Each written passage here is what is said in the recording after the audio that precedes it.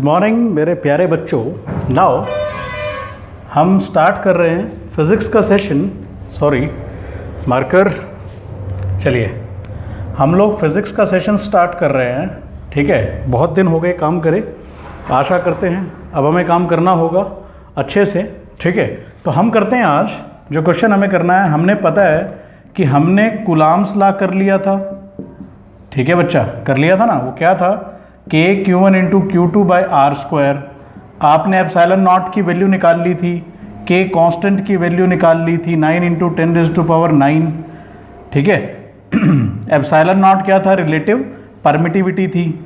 Relative permittivity थी, वो आपको पता है, जो मतलब इसके बिना कुछ भी नहीं। ये चीज़ परमिट करती है जो दो चार्ज के बीच में फोर्स लग रही होती है, मतलब मीडियम के हिसाब से डिसाइड होती है परमिटिविटी। ये के कितना था, 9 इंटू 10⁹ न्यूटन मीटर स्क्वायर पर कूलॉम स्क्वायर। ठीक है, तो यहाँ तक तो हमने कर लिया था क्लियर।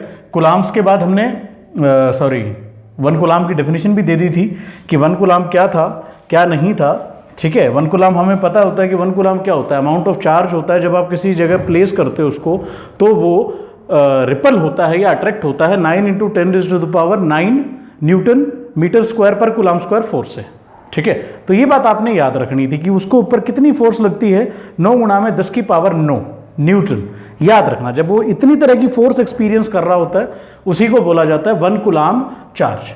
ठीक है, उसको बोला जाता है वन कूलॉम चार्ज। जब आप किसी वैक्यूम में या किसी मीडियम में प्लेस करते हो तो वो कितनी फोर्स एक्सपीरियंस करे, 9 गुणा में 10⁹ तो ये बात याद रखना। अब अपा को करना है कूलॉम्स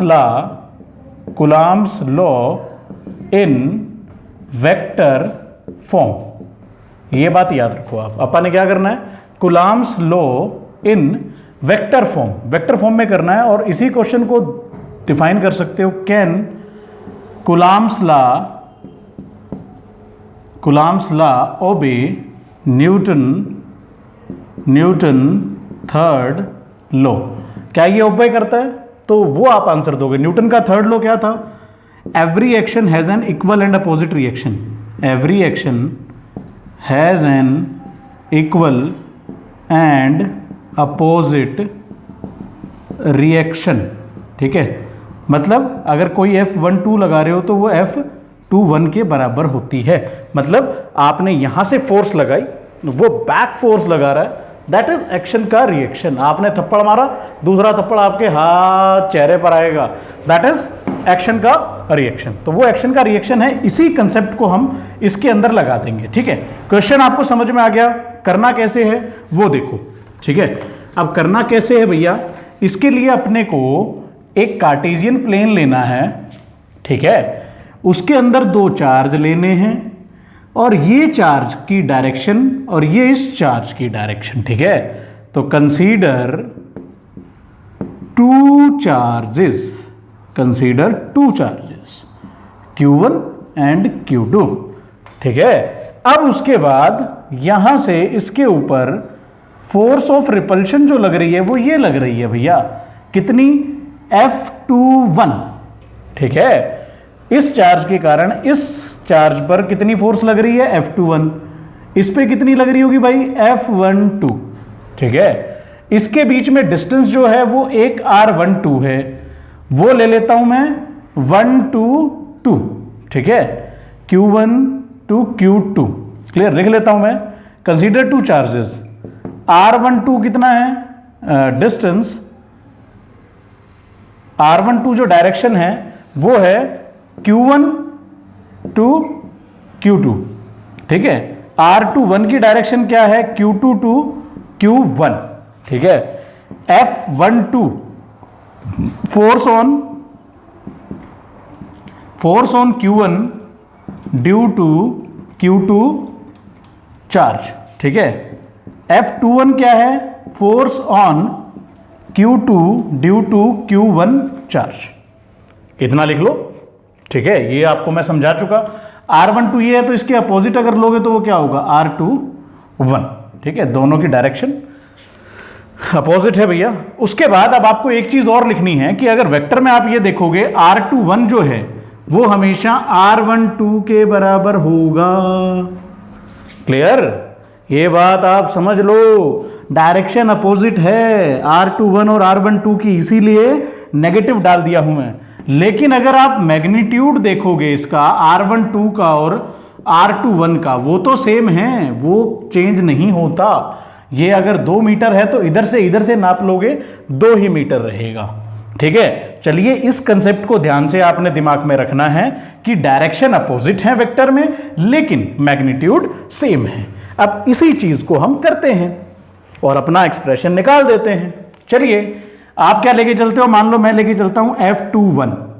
पहले मैं मैग्नीट्यूड लिखता हूं, कितना होगा K Q1 into Q2 by R। Distance कहां से कहां ले रहे हो, 1 से 2।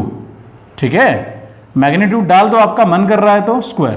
क्लियर, 4 तो वैसे भी स्केलर क्वांटिटी है, it is not a vector quantity, तो दिक्कत नहीं है।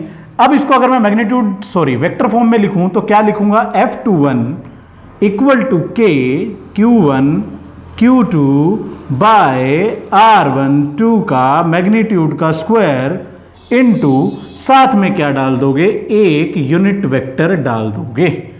अब ये वेक्टर क्या हो गया, वेक्टर हो गया पूरा। पहले फोर्स मैग्नीट्यूड था, अब ये वेक्टर बन गया। इस यूनिट वेक्टर को आप वेक्टर फॉर्म में लिखो, क्या लिखोगे, F21 K Q1 into Q2 by R12 का मैग्नीट्यूड इंटू R12 का वेक्टर बाय R12। लिख दिया, ये इसका मैग्नीट्यूड है। इन दोनों की प्रोडक्ट कर दो, क्या बन जाएगा, देखो यहीं कर देते हैं इसको, क्या बन जाएगा, F21 vector equal to K Q1 into Q2 by R12 का क्यूब और इंटू R12 डायरेक्शन। इतना क्लियर है या नहीं बच्चों, क्लियर है, देख लें कि सही आ रहा है या नहीं आ रहा। चलिए समझा देते हैं अब आपको। अब एक बात बताओ, ये जो R12 था इसकी डायरेक्शन अगर मैं देखूं तो R21 के नेगेटिव के बराबर थी, बोलो स्वाहा, लिख दो चलो फटाफट। F21 इक्वल टू, क्रैम नहीं करना, भूल जाओगे, डेरिवेशन पहली आ रही है तुम्हारे सामने, क्रैम करोगे कुछ नहीं होगा। नेगेटिव R21 लिख दूं, इसको लिख दो भैया, सर कह रहे हो तो लिख दो, क्या दिक्कत है भैया। R12 है, क्या मैं इस मैग्नीट्यूड को R21 लिख सकता हूं, लिख सकता हूं भैया, शुरू में ही बताया था इक्वल है। ठीक है, अब फिर इस क्यूब को खत्म कर दो, F21 equal to K Q1 into Q2 by R21 का स्क्वायर करके माइनस R21 के नीचे R21 लिख डालो। ठीक है, ये मैग्नीट्यूड है भैया, माइनस बाहर ले लो। चलिए ठीक है, तो आई होप इतना समझ में आ गया होगा। तो अब आगे चलते हैं, इसको मिटा देता हूं मैं। ठीक है, ये तो समझ में आ ही गया। अब क्या करोगे, R21 है और अब बाय R21 क्या कहलाएगा भैया, ये कहलाएगा R21। ठीक है, तो क्या लिखोगे इसको, K Q1 into Q2 by R21 का कैप बाय R21 का स्क्वायर, बाहर माइनस है, इक्वल टू F21 है।